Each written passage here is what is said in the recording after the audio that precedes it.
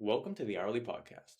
In today's episode, Courtney Martinez, Chief People Officer at Lou Malnati's Pizzeria, discusses the company's rich history in its approach to change management, team member development, and maintaining a strong company culture. She emphasizes the importance of adapting to the evolving labor market while honoring the company's legacy. Courtney shares insights on leadership development, hiring practices, and the significance of creating a supportive environment for employees to thrive. Enjoy. This episode is brought to you by JoJo, an AI virtual recruiter powered by Sprockets. Designed for the hourly workforce, JoJo works 24/7 to source, screen, and schedule interviews with the best applicants for your business. JoJo helps reduce employee turnover and time spent hiring so you and your team can focus on other important tasks. To learn more, head to sprockets.ai/JoJo. But no, Courtney, thanks so much for being on the podcast. Absolutely. My pleasure. Tell us a little bit about you, the company, all the exciting things you have going on. Sure. There's lots to tell. First and foremost, I have been with Lou's for almost 4 years now.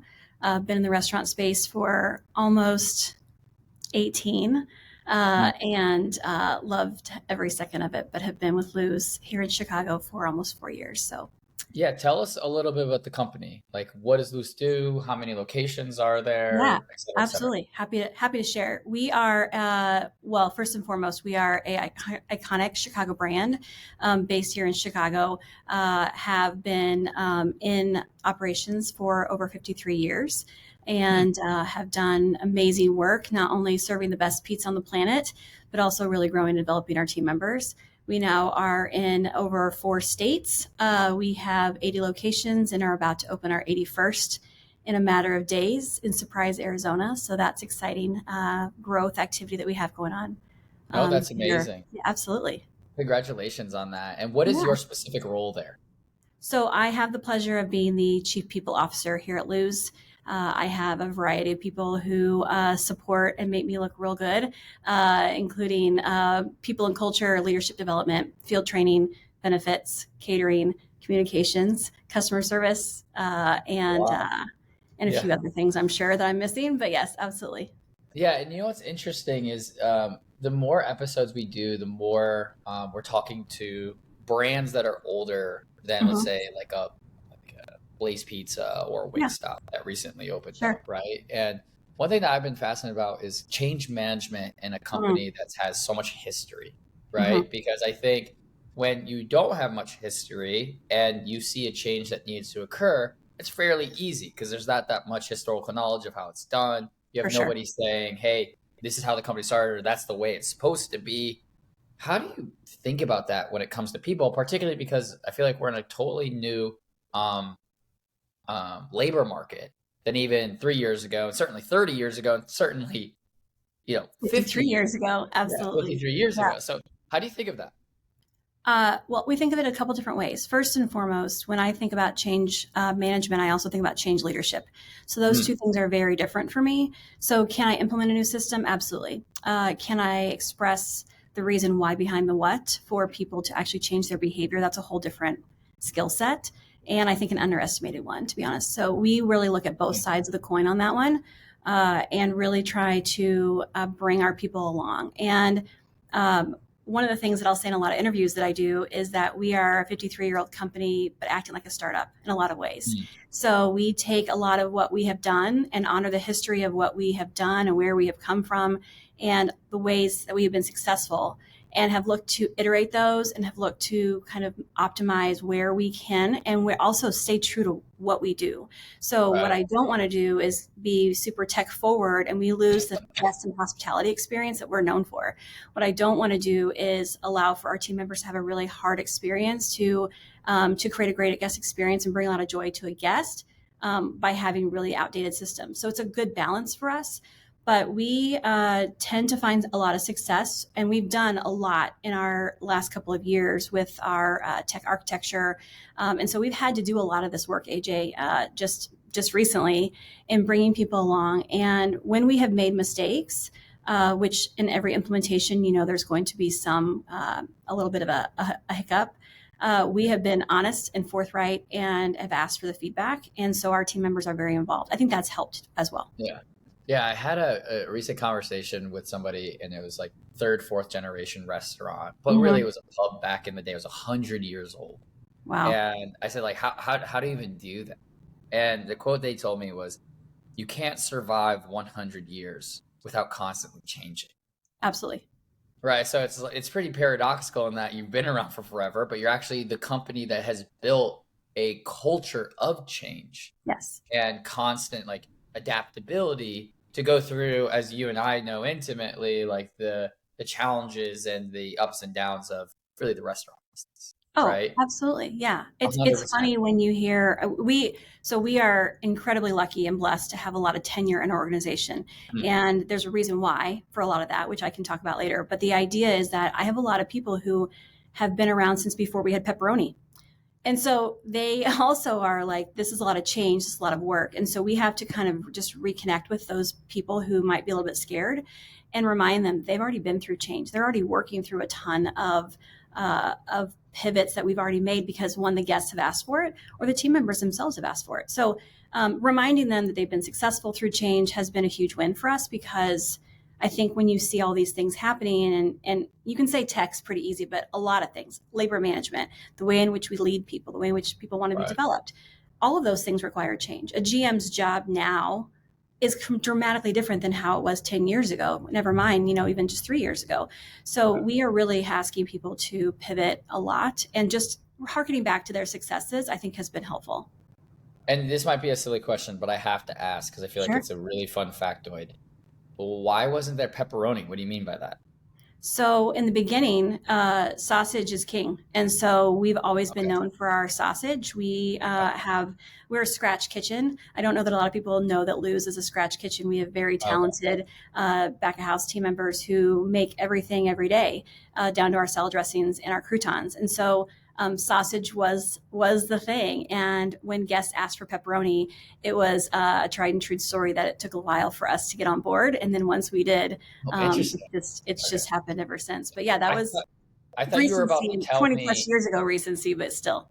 Yeah, I thought you were going to tell me like before X date, no one put pepperoni on the pizza. And I was about to age myself and say, my whole life. Because we didn't offer it as a topping, just as though we stand strong in the anti-pineapple situation. We're not going to go the pineapple route, just for the record. But so it's a lot of change here. But it's good. So, good change. Good change. One of the things you started with, and you've alluded to it a few times, I definitely want to hit it. Developing team members is something that you're passionate about. It doesn't seem like kind of a nice to have, or even just a reason or a perk to keep people longer for business reasons. It feels more to that. Are you able to speak to kind of how you think about that and what Lou's doing on that pace?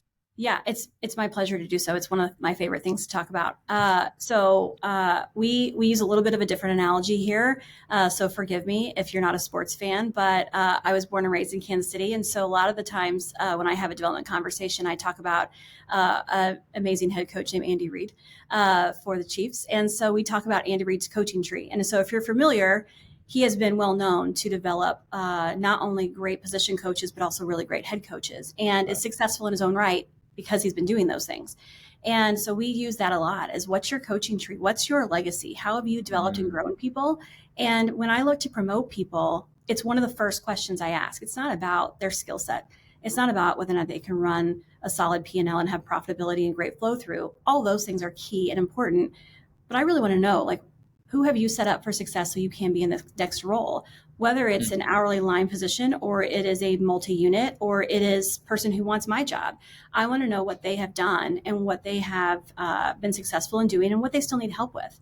And that for us is a constant conversation. We are always talking about developing our best talent. We are also talking about, we need A players, but we also need people who just want to be in the next role. So we look at succession planning 2 and 3 steps ahead.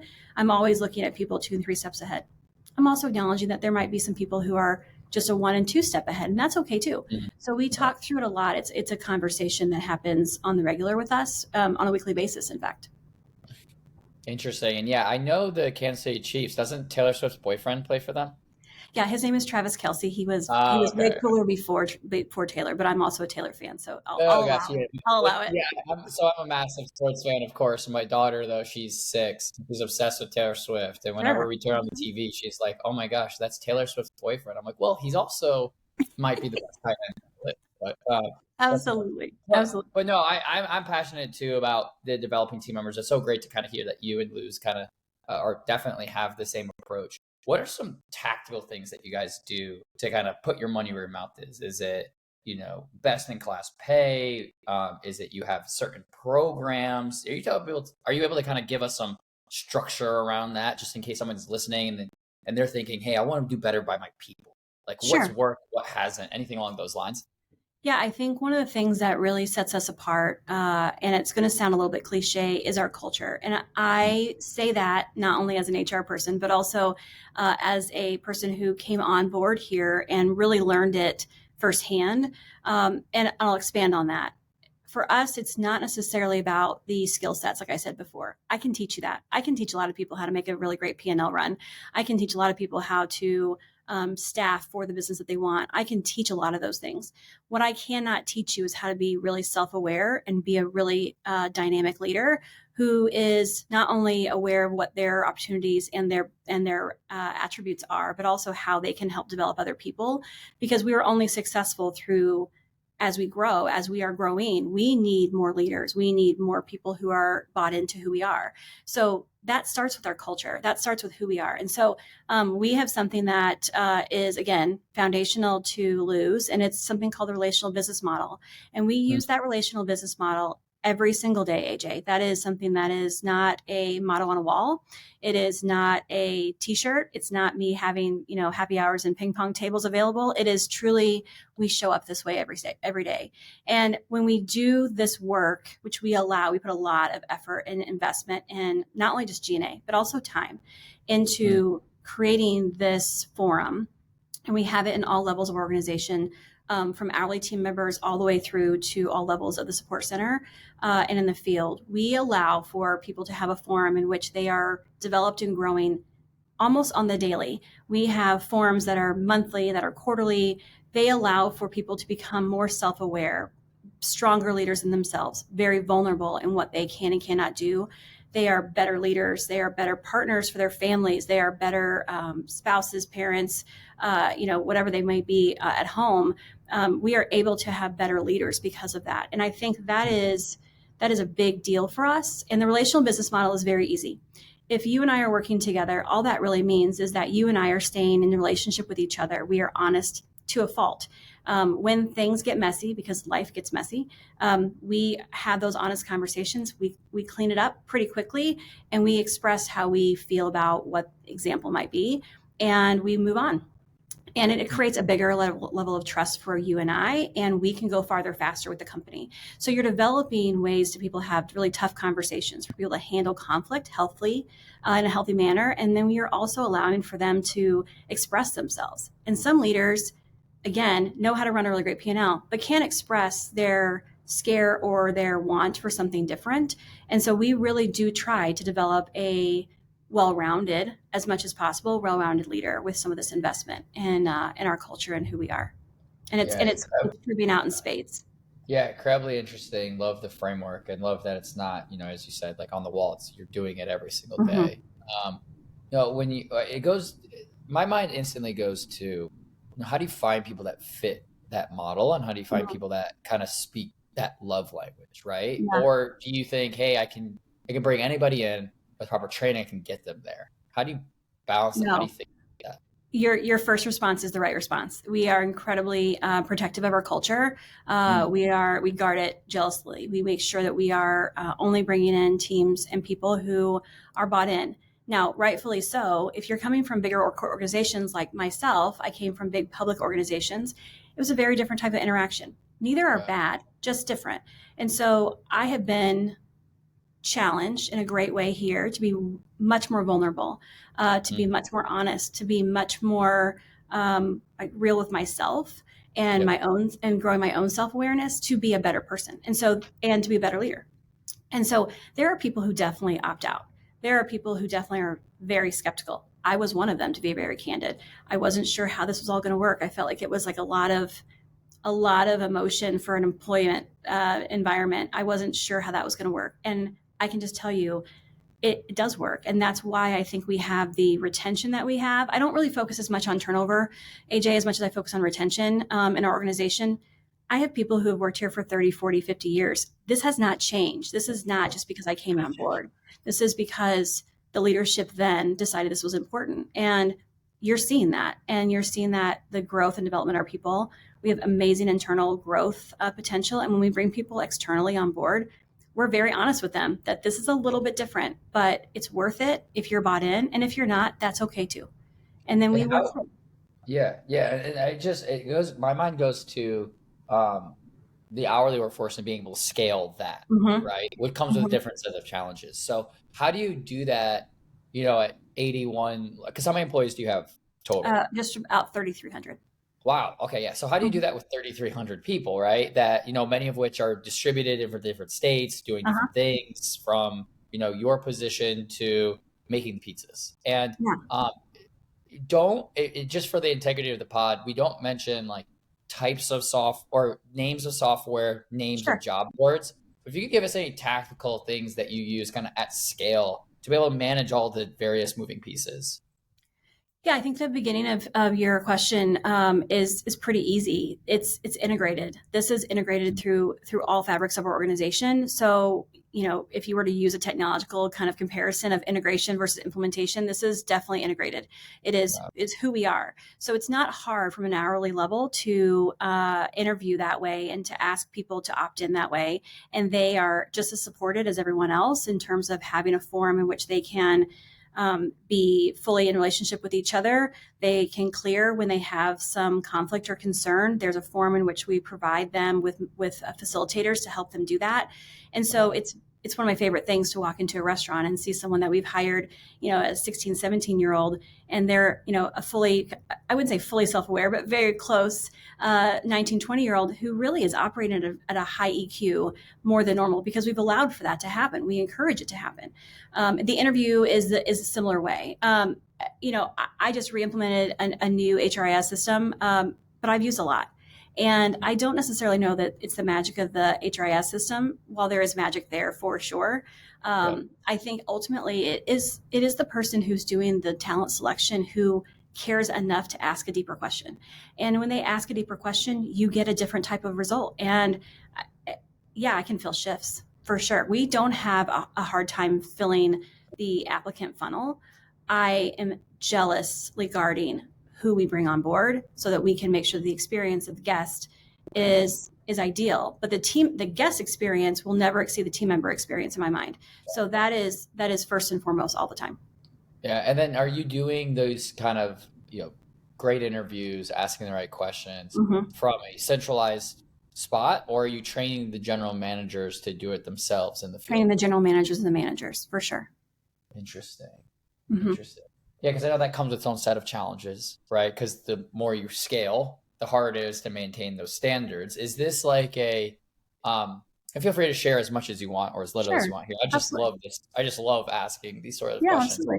Is that like a monthly update to the interview guide, or do you have so much data and information to be like, ask these questions, here's an interview guide. If they answer this way, it's yes. If they answer this way, it's no.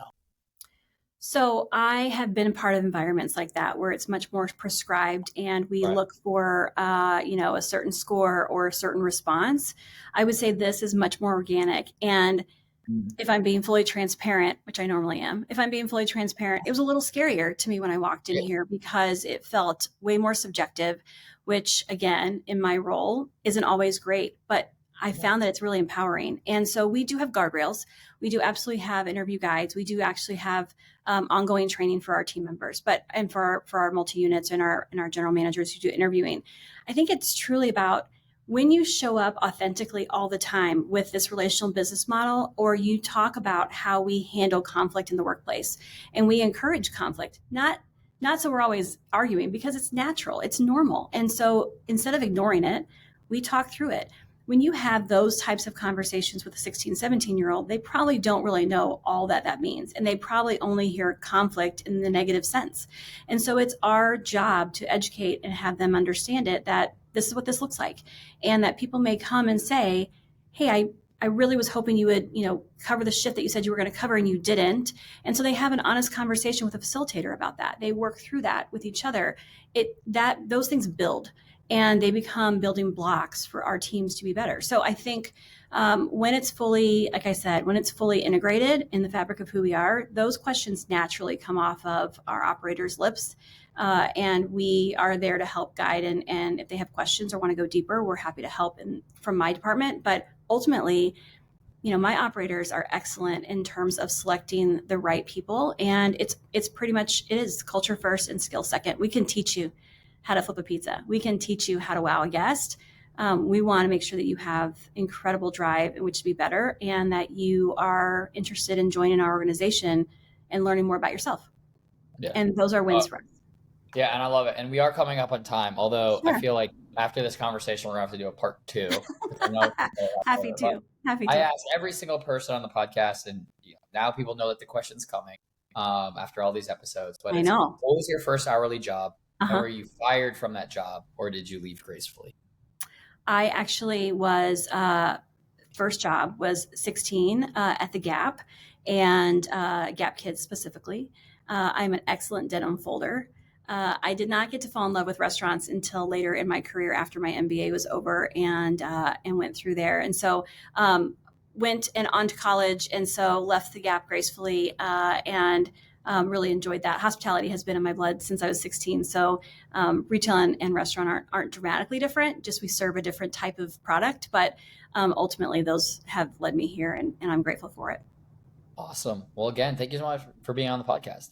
Absolutely. My pleasure. Thanks for having me.